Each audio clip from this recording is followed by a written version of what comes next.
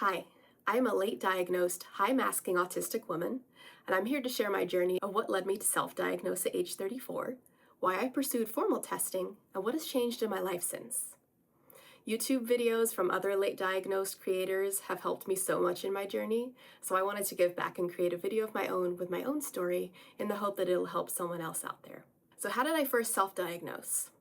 Well, autism is something I have considered, but never really seriously, until one morning back in May of 2025, a very close friend of mine texted me and said that she was pretty certain that she was autistic. And she and I are very close. I won't give out too many details of who she is or how I know her, but we're very similar. So when she said that about herself, and she also asked if I had ever considered that about her, I started immediately thinking about myself too. So I told her that I had maybe considered it about her, but only in the same way that I had about myself. And that was that maybe it was possible, but I had several misconceptions about what autism was and how it presents that always led me to just dismiss that possibility. One, that autistic people don't understand sarcasm. I love sarcasm. I am fluent in it for the most part. I would say maybe sometimes I have trouble understanding it, but for the most part, sarcasm, totally fine with me. And also, I'm a very empathetic person. I had also heard a stereotype that autistic people don't understand empathy, but that is not true at all. In fact, many of us are extremely empathetic, so that was another reason I had originally dismissed it. I'm also a pretty adaptable person, and I had heard that autistic people have a lot of trouble being adaptable, which is not really the case for me. I do not like being interrupted when I'm in the middle of a task, but I'd say that's probably true for a lot of people, so I don't really think about that as being anything out of the ordinary. But I've lived in various different countries, so I've always had to adapt. I went to many different schools when I was younger, so I got pretty good at that. So that was another thing that made me think, well, I can't be autistic because I am pretty adaptable. So one of the reasons I've always suspected that I could be autistic is that I have various sensory issues, the most notable being that I have ARFID, which stands for Avoidant Restrictive Food Intake Disorder. And basically what it looks like is I'm an extremely picky eater.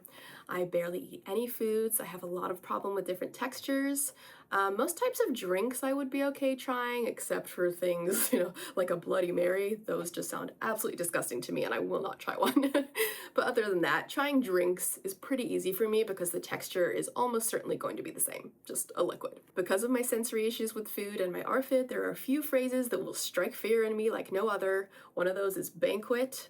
Do not like banquets at all. They are absolute hell for me. I used to do anything I could to try and get out of them. Now I just try and get through it. I will probably not eat much food. I will move my food around on my plate, make it look like I ate, and then I will just get through it the best I can and move on. Also, team lunch. Lunch will be provided. Set menu. That one's the absolute worst. Like, no, there's not going to be anything on there for me. I can already tell you that. So when my friend texted me, she also sent me the link to a YouTube video by creator Taylor Heaton, also known as Mom on the Spectrum, and her video was called 16 Often Overlooked Traits in Autistic Women.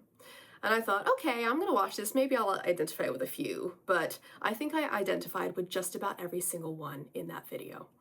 The first one, right off the bat, was difficulty with dating. Oh boy, did I hate dating. Dating was the absolute worst. I was never someone who enjoyed dating, did not enjoy first dates. That is not a pleasant experience for me.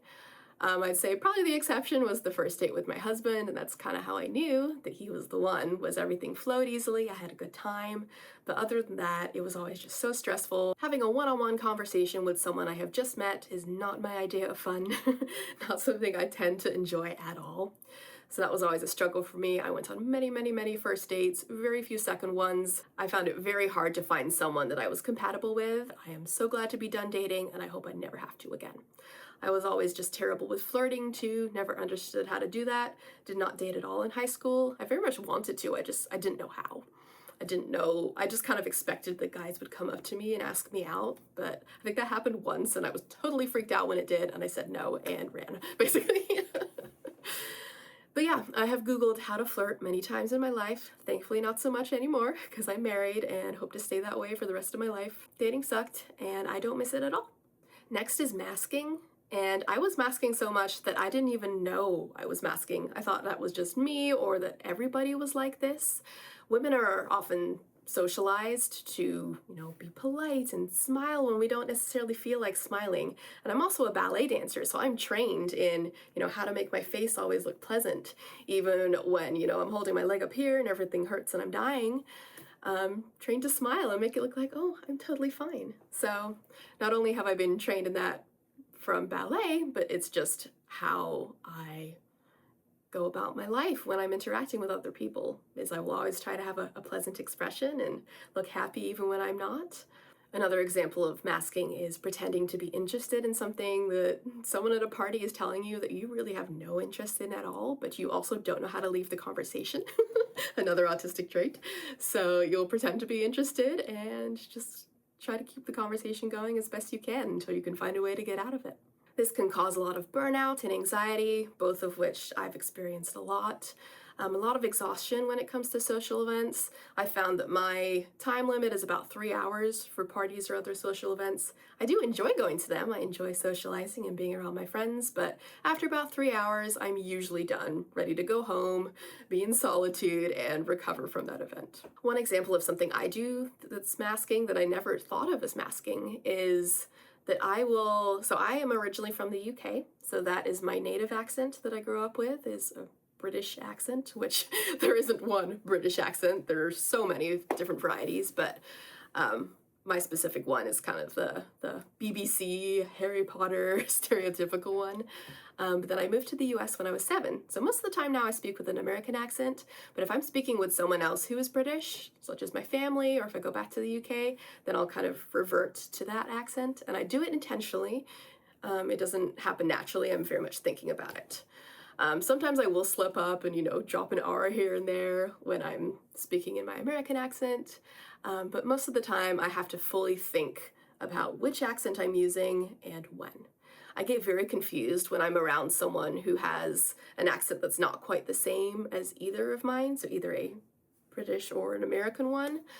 Such as, someone who's Irish or Australian, then I get very confused and my brain doesn't know which one to use. So I'll often kind of find myself switching between my two in that situation, and that gets very exhausting. And it's also very exhausting if I am around someone who's American and also someone who's British, like say my husband and my family. Then I'm kind of jumping in between the two, and that gets really, really tiring because I'm just constantly masking. Along with masking is copy and paste behaviors. So this is, say, in a social situation, for example, looking around and seeing what other people are doing with their body language, the words they're using, and you might switch your vocabulary or switch your, the way you're standing to kind of mirror what someone else is doing. I didn't really think that this was something that I do, but I absolutely do. I will look around at other people and kind of see how they're standing, and it often happens subconsciously. I'm just so used to doing it at this point that I don't realize it. And then I'm kind of analyzing my own body language and seeing what I'm doing, and I'll kind of match what the others are doing. Another trait that Taylor mentioned in her video was being labeled as gifted or sensitive. I, myself, have always labeled myself as sensitive in every single possible way.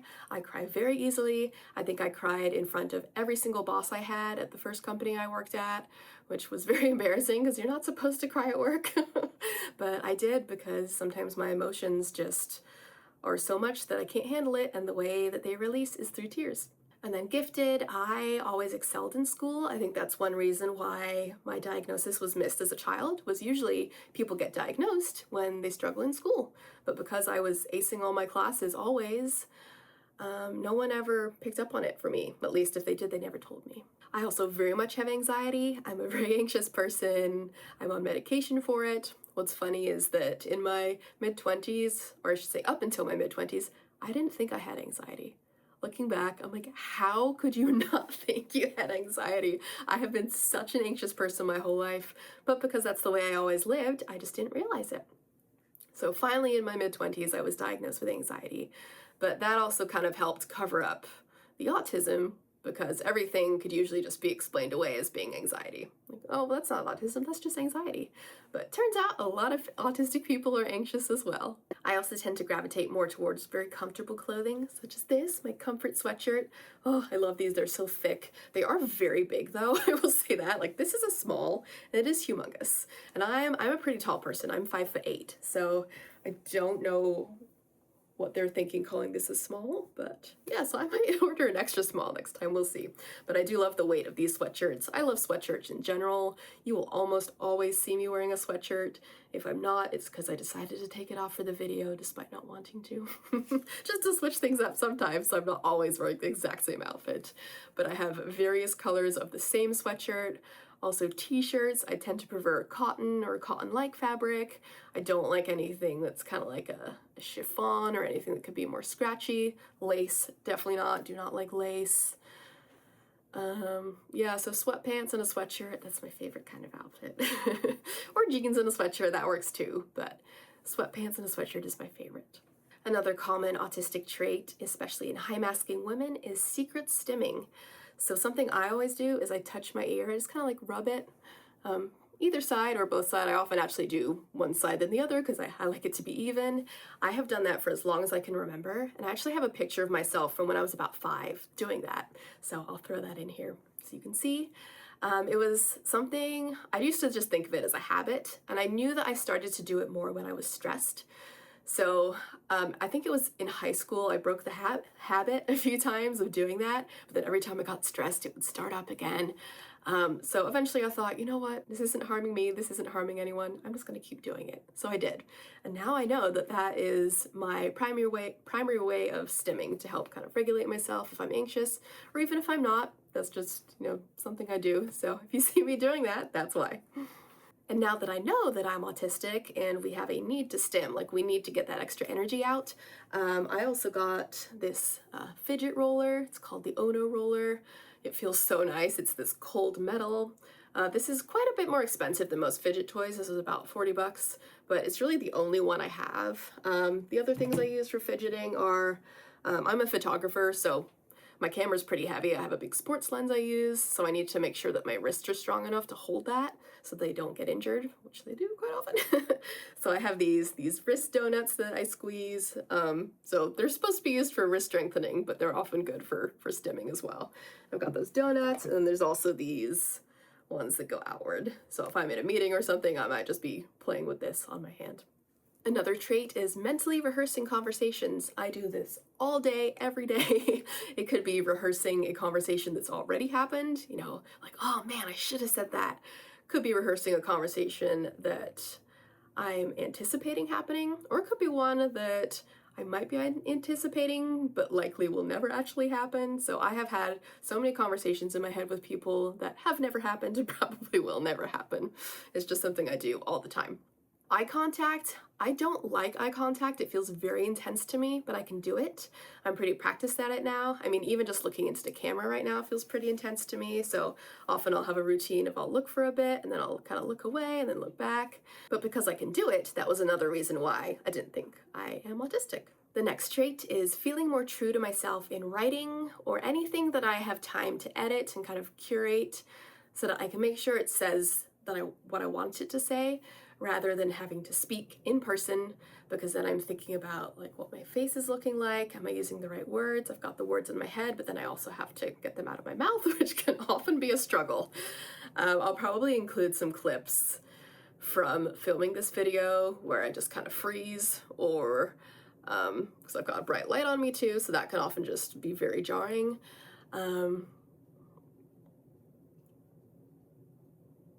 Yeah, like this. I'll just kind of freeze. My mind goes completely blank, which is about the only time that happens is when I'm filming a video and I have the light on me and I'm like, oh my God, what am I supposed to say next? And there's just no words in my head, no words coming out of my mouth. But yeah, I like writing. Well, I don't like writing, but I prefer communicating that way, like in an email or a message, because I can take the time to really craft what I want to say and make sure the tone's right, make sure I'm using words that accurately convey what I'm trying to say, and try not to be misunderstood. Being misunderstood is a great fear of mine, and I know it is for many other autistic people too.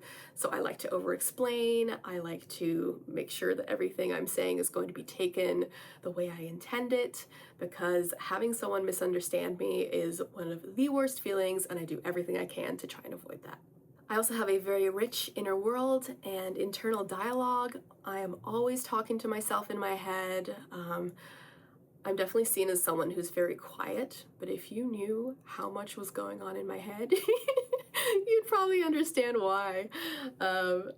My son, he's 5, he just talks constantly, but basically what's happening with him is what's happening in my head to myself. So I'm sure he'll end up like me one day too, where everything is just in his head rather than coming out of his mouth. But I'm glad he's at least working on that skill now of being able to express his thoughts verbally, as well as having them run through his head. Another trait of high-masking autistic women is socially appropriate special interests. I have had several special interests, some of them for most of my life, that nobody ever really picked up on as being kind of out of the ordinary because they were socially appropriate for a girl. One of them is ballet, if you can't tell from my wall behind me, and just the channel in general. I love ballet. I've loved it from the time I was about nine years old. I still love it today. Some of my other special interests are gymnastics. I am a terrible gymnast myself. I can do a pretty cartwheel, that's about it. My gymnastic skills stopped developing around age 7. As much as I tried after that, I have a mental block when it comes to flipping and being upside down, so I prefer ballet where the only spinning around I have to do is for turns. And those are scary too, but at least I'm not going upside down. Some of my other special interests are Formula One, which nowadays is not weird at all in the US. Back when I first started liking it in 2005, because I've been around it my whole life. Like I said, I'm from the UK, so my dad has always watched Formula One, so I grew up with it, at least on TV in the house. But then when I was about 15, I went and sat down at the TV with him and started watching a race and really got into it. So I was very much into it from then on, and still am today. So that's another of my special interests. Another one that I started developing when I was about 25 was photography. And another thing with my special interests is I tend to get to a point where I can do all of them professionally.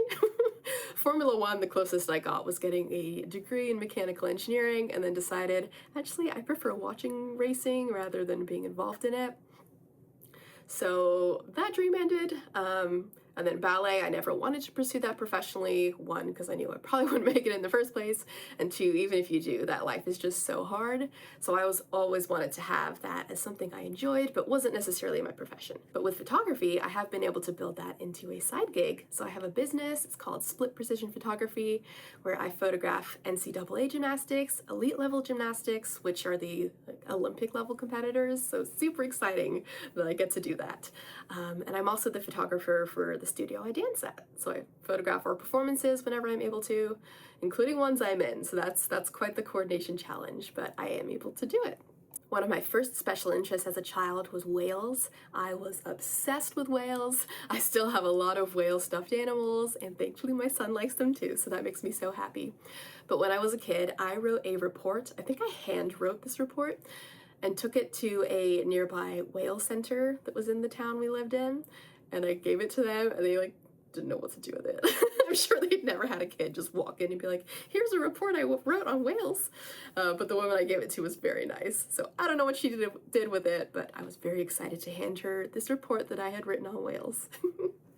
And a few years later, I went to the library and checked out a whole bunch of books on whales. And the librarian actually said to me, oh, it looks like someone has a book report due. And I said, no, I just like whales. But so even with that whale obsession, still no one picked up on the fact that I might be autistic. I've also been someone who's never really up to date on pop culture. I'll pick up on some of the bigger things, but slang, for example, goes straight over my head. I was using Urban Dictionary when I was 16, or probably younger, to figure out what my classmates were saying. So Urban Dictionary always gets this reputation of being a site that older people use to figure out what the young kids are saying, but no, I was using it when I was one of those young kids, just to figure out what my peers were saying. And lastly, at least, for autistic traits, or at least last that I'm going to talk about at this point in the video, is just always feeling different. Never really feeling like you fit in, but not really understanding why. I've just never felt like everyone else, never really felt like I fit in. I've always been lucky to have friends and people I can relate to, but yeah, I've never felt like everyone else. And I think I've always just been able to explain that away to myself because I've moved and lived in so many different places. So I just have a different life experience than other people. But I actually think the majority of that comes from me being autistic. So that video really resonated with me and woke me up, and I think I spent the entire rest of that day and the next few days just diving into the world of autism, and specifically high-masking autistic women, because that's very much what I am. After going down the YouTube rabbit hole, I wanted to get some more concrete data. I took the RAADS-R, I think that's right, test on embrace-autism.com, and I'll link that down below if you're interested in taking it. But if you take a whole bunch of them, and most, if not all of them, come back as high likelihood of autism, there's a high likelihood that you are autistic too. So I took that test. The formatting of it is a little weird. It can actually be a very frustrating test for autistic people because it's very black and white in the answers it wants you to give, but a lot of the questions could be more gray. But I did indeed score pretty highly on that test, so that made me continue to go down the path of pursuing an autism diagnosis. At first, I didn't think I was going to pursue an official diagnosis because, well, I live in the US, and the political climate right now is not very kind to autistic people. And this was right when autism was in the headlines, and I was thinking, oh my gosh, I do not want to have that on my medical information that I'm autistic, so I didn't think I was going to, but I was having so much imposter syndrome over it that I decided that it was something I needed to do for my own sanity. So first I talked to my therapist to see if she had any recommendations for who I should see to get an autism diagnosis, and she gave me a few names, so I went and reached out to all of them. Most of them had very long wait lists, from 6 months to even a year or more. Some of them just didn't even respond, and some of them responded, but they didn't answer any of the questions I had. My main one was specifically, do you have experience evaluating high-masking autistic women? Because we are a very misunderstood subtype of autistic people, so I wanted to make sure that whoever I chose to do my evaluation had experience with people like me. So eventually I ran out of options on the list that my therapist had given me because they were either just not available in the timeline that I wanted, which was as soon as possible. I was spiraling and the imposter syndrome was going crazy. I could not wait 6 months to find out if I was actually autistic or not, or if this was just something that I was imagining. So I went to psychologytoday.com and found another psychologist in my area. She's actually about an hour to an hour and a half north of me, so that helped. I live in the greater Seattle area, so everyone who was in Seattle was booked up for months. But since she was up north, she actually had some more availability since she's in a lower populated area. So I contacted her, and I knew that that drive would be a bit tough for me to do multiple times because an autism evaluation typically does not happen in one day, or if it does, it's probably going to be a very long day. So she said that she would be able to do part of the evaluation online, and then for some of it she would need me to come in to complete some parts of the testing. So I said, great, I can do that. I can totally go up there once. That's not a problem at all. And she was able to get me in within, I think, a couple weeks. So it was pretty quick for our first session. So that first session, we met online. She asked me a bunch of questions. We went through my life experience. And at the end of that, she actually told me that she wanted to give me a heads up that she didn't think I was going to end up meeting the autism criteria in the DSM-5, which is what's used to diagnose people. But she also told me that, and I think this will be helpful for anyone who either has pursued diagnosis and did not get diagnosed, or who is thinking about it and not quite sure yet. She said, if you identify with autistic traits and feel that you are autistic, then it is totally fine for you to use that label. So that helped me a lot to hear. It felt very compassionate and validating as well. So then a week or so after that initial evaluation appointment that was online, I drove up to her office to meet her in person. And at that, she asked me some more questions. It was pretty similar to the first one, but just in person. And then a week or so after that, we had another online appointment to go over my results. And I went into that appointment fully expecting that she was going to tell me kind of what she had after her first appointment, which was that I did not quite meet the criteria, but that if I wanted to, I could still call myself autistic. I just wasn't going to be able to have that official diagnosis. However, that was not what happened. She told me that based on what she'd seen in my in-person interview, that I did meet the criteria. And she also told me not to freak out or anything and worry that, everyone else is going to be able to pick up on the things that she picked up on. She said there were some very subtle things in the volume of my voice She said I was speaking just a bit too loud for what was required for, me and her sitting together in her office. And that's kind of funny because I've always thought of myself as my voice being very quiet. I feel like I have to project more to get my voice to come out. So honestly, that's probably what I was doing. I'm probably doing it right now too. So she picked up on that, and that was one of the things that helped tip the scale towards an autism diagnosis, along with many other things we talked about, including a lot of the traits I talked about earlier on in this video. She told me that the biggest determining factor for whether you'll get an autism diagnosis or not is the social criteria and how you handle social situations. And I've always felt like I do okay in social situations. I always feel very awkward. I don't know if that comes across to other people, but I always get by. But she said she could pick up on those difficulties. And a lot of the diagnosis is about how you feel internally, rather, especially for high masking people, rather than how you appear externally, if that makes sense. So my advice for anyone pursuing a diagnosis is make sure at least part of the evaluation is in person. If it's all online, then there's a good chance that those things like your voice volume are not going to get picked up on, because if you're talking online, then there's a good chance that the software is going to modulate it and make the volume, not as loud or not as quiet as it actually is. I read a Reddit post about someone who, like me, was very sure they were autistic, but then they got evaluated entirely online and were told that they were not. So then that, of course, caused all kinds of anguish and confusion.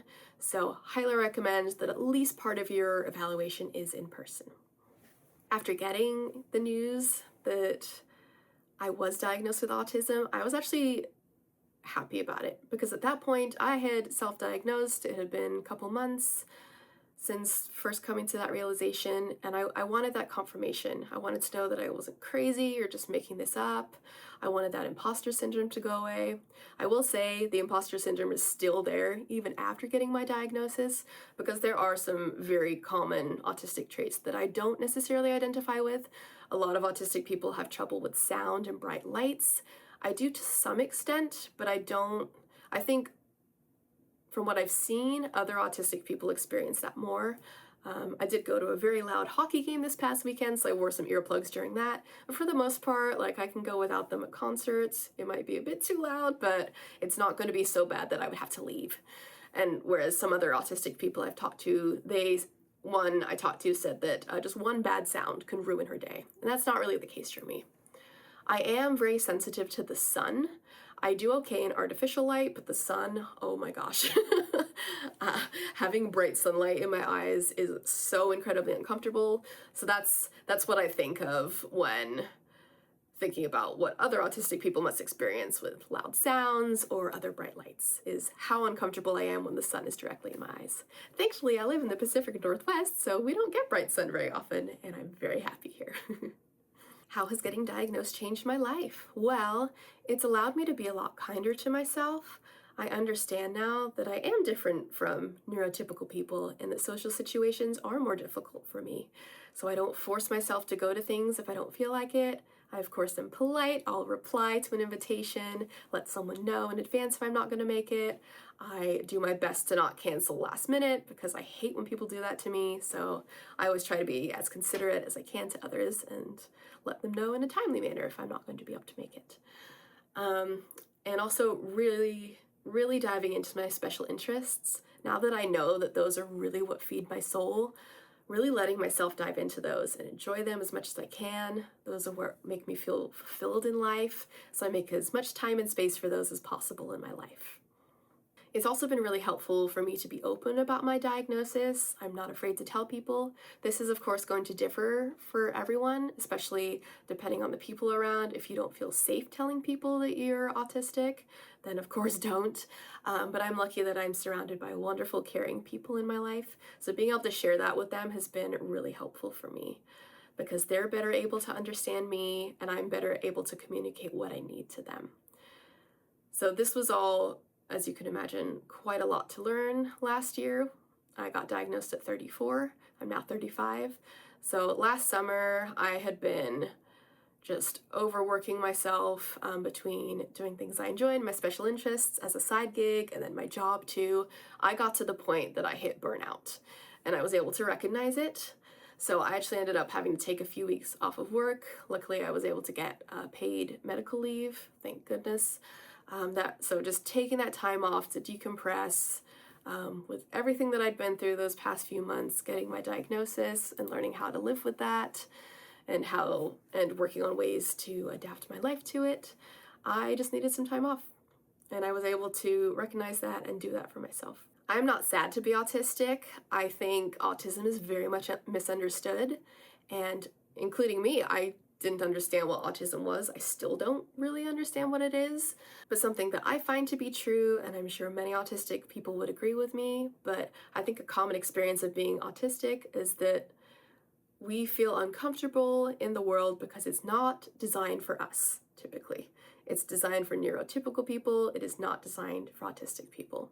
I also work remotely, which is really, really nice. It definitely helps me regulate more. Being in an office building for me is quite dysregulating. The temperature can be all over the place. I remember having issues with my eyes, like with the air in there, probably from all the air conditioning and heating and who knows what else. But I've been so much happier since working remotely since 2019, and I hope to stay that way. And it also lets me wear pretty much whatever I want, so I don't really have many fancy work clothes anymore because I pretty much live in a sweatshirt and sweatpants. And thankfully the company I work for is also pretty casual, so when I do occasionally have to go into the office, I'm still able to wear fairly casual clothes. I'm not gonna be in my sweatpants, but I can wear jeans, and that's totally acceptable. So thank goodness for that. Autism has such a stigma against it, so a lot of people understandably might struggle with getting a diagnosis, especially later in life like me in my 30s, but for me, it was just so validating. Suddenly everything I had ever struggled with and everything I'd excelled in life made so much more sense. One positive aspect of my autism is that I tend to work much faster than other people. I think it's hyper-focus, just being able to really focus in on something and get it done quickly and well. And that's something that had been true at every job I'd ever had. I was always getting complimented on like, wow, you finished that so quickly and did such a great job. And I was always thinking like everyone's standards were just so low. But that has happened at literally every job I've ever had. So now I've realized, okay, maybe it is just me. I'm also very detail-oriented.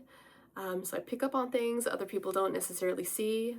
Spelling mistakes, it kind of tortures me actually, because whenever I see a grammar or spelling mistake, I like want to point it out, but it can often be kind of rude to do that. So it's really hard to figure out how to nicely be like, hey, I just wanted to point this out. I promise I'm not trying to be a jerk. I just want to let you know.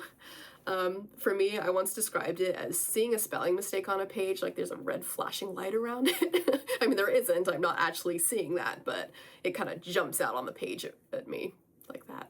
Some of my autistic traits make it harder for me to get through life, like social anxiety, my ARFID, other sensory issues like with clothing, temperature, feeling uncomfortable, the beach, sand. I cannot stand the feeling of like dry sand on my feet. Wet sand is okay, but then like once it dries or I leave the beach, oh, I need to get in the shower so fast and get that off my body. So I don't go to the beach very often except when it's a really nice warm beach and I can get to a shower quickly after we're done in the sand. I'd say the most disabling part of my autism is my ARFID, just because that makes it difficult for me to eat when I'm away from home. Difficulty getting my nutrition, whether I'm at home or away. I do work with a dietitian to work on my ARFID and add some more things to my diet, but it is a very slow, somewhat painful process. Thankfully, I've now found a good dietitian she's very patient. She never forces me to do anything. We move very slowly with trying things. We actually started with just me trying different flavors of chips, like that basic. And now we're branching out more, and it's pretty amazing to see some of the things I've been able to try since. Like I've tried refried beans. I'll now mix in some fruits, like very blended, very, very blended, with some yogurt and make a smoothie, whereas before we started, I couldn't even imagine doing those things. But with just that very slow process, method, it has made a huge difference. Getting my autism diagnosis has absolutely changed my life for the better. Just being armed with this information, knowing more about myself, it has explained so many things in my life that just didn't make sense before. Like, why am I like this? Why do I do this? Why can't I be like other people? And it's really taken that pressure that I put on myself off to try and be like everyone else and just accept that I'm not. And that can be beautiful too. We don't have to be like everyone else. It can be a good thing not to be like everyone else. We have our own talents. It's made me realize that I can be so much more of an artist than I ever thought I could. And I love getting to explore that and really diving into who I am and what I can bring to this world, even if it's different and not everyone's going to understand and be able to relate to me. There are so many people out there who can, and I really want to reach those people and connect with those people because I'm sure they've spent their whole lives feeling like I do. So if this video has reached you and you're someone like me, I'd love to connect with you, leave a comment. Hopefully you'll also like and subscribe to this video. I hate saying that, but I feel like as a YouTuber now I have to. And I wish you the best if you're on your diagnosis journey. I hope it brings you peace like it has to me. And if it doesn't, well, then I hope you're able to get the help to be able to live a better life than you are right now. Because if you're pursuing a diagnosis, it's probably because you want something in your life to be better. It has made my life better, and I hope it will make yours better too.